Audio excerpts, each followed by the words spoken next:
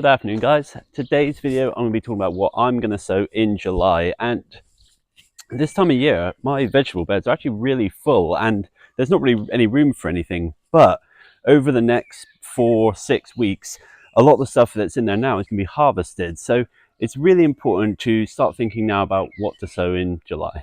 So number one seed that I would sow in July is spinach. Now here in front of me, and I'll do a bit of a close-up, is spinach that I sowed in February, and it's now going to seed. And I mean, the great thing about spinach is even though it's going to seed and trying to flower, you can still harvest the small leaves. They don't go bitter or anything like lettuce does.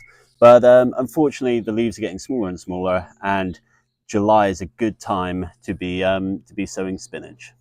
Number two on my list for July is carrots. Now, I've got here in front of me a nice little row of carrots I think I sowed end of May, I think. And you obviously germinate. I've got to thin them out a bit. But the great thing about sowing carrots in July is you can kind of give them their own space for most of the sort of late summer, autumn. And then just as winter begins, you can be harvesting really nice carrots, exactly when you want it for your roast dinners, soups, things like that. So carrots is definitely one I wouldn't forget to sow. So hopefully these here that I sowed in May will be sort of harvesting in autumn, but I need to make another sowing so that I've got some for the beginning of winter. Only thing to be mindful of is don't leave it much later than July, because carrots won't survive a great deal of frost and sort of freezing weather. They'll handle a little bit of light frost, but other than that, you want to sort of avoid the sort of midwinter. Now, number three might surprise some of you, but number three is potatoes. Now, what I've got in front of me here is my broad beans. Now, my broad beans are sort of cropping quite a lot nicely now, quite a lot of black fly, unfortunately. But what I'm going to be doing is once these are finished, sort of probably middle end of July, I'll be chopping these down and I'll be planting Christmas seed potatoes. Now, Christmas potatoes is what you can basically type in online and you can buy from seed retailers. They normally release their stock in July, and you'll get the sort of seed potatoes if you're shopping online delivered to your house. And you can sort of plant them in July after something like broad beans has finished cropping.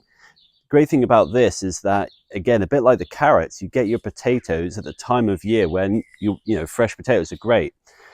Typically, the varieties you'll be harvesting of sort of Christmas potatoes are second early varieties. So they're not your big main crop ones. They'll be the sort of middling sized potatoes. So don't expect absolute massive ones, but what I found last year was I did get some big ones, some small ones. So I had some for roasting and some for sort of like boiling and things. But yeah, definitely if you haven't before, give Christmas potatoes a go in July.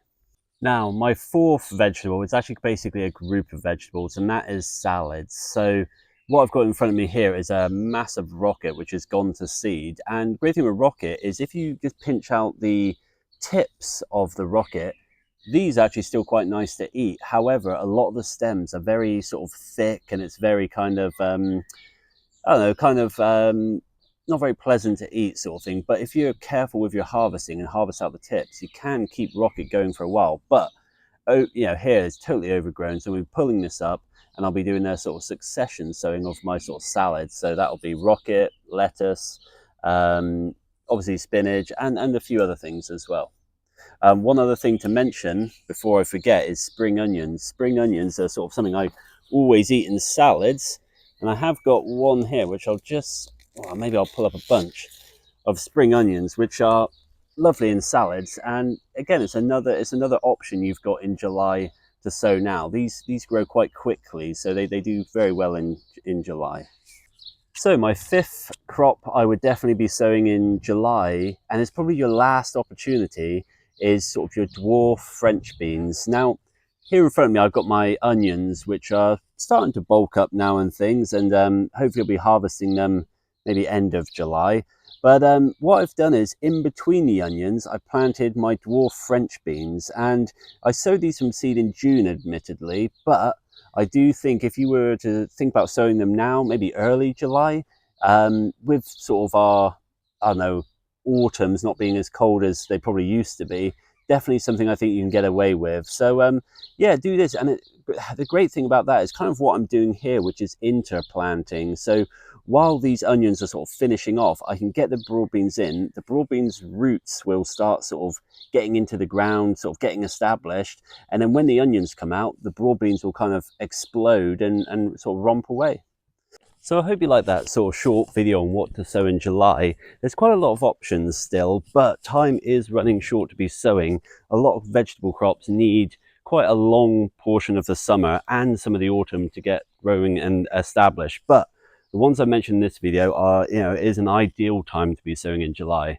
So yeah, if you like this video, don't forget to like and subscribe. See you all soon for more videos.